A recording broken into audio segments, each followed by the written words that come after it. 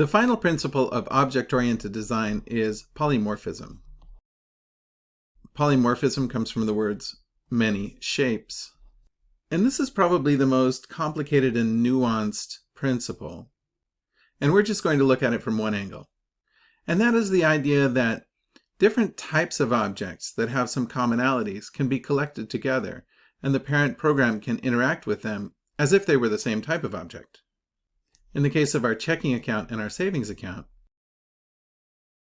the process of depositing or withdrawing money to a checking account may be very different from the process of withdrawing or depositing money to a savings account.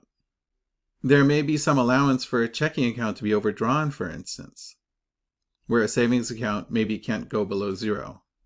A savings account might have a limited number of withdrawals during a period. But the top-level function doesn't need to know about those differences. The top-level function calls a.withdraw $100, maybe some other information, and b.withdraw $100,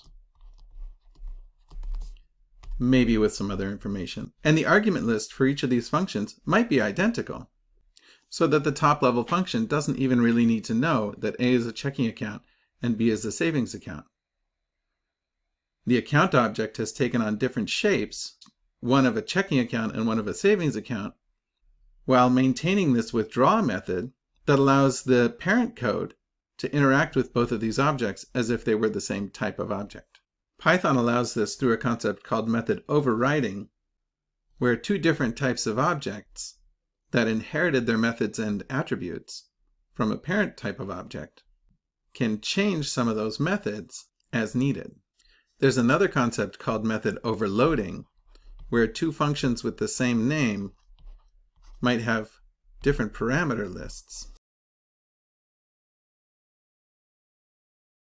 And the method that is actually called depends on which arguments were supplied to the method. Python doesn't have this feature.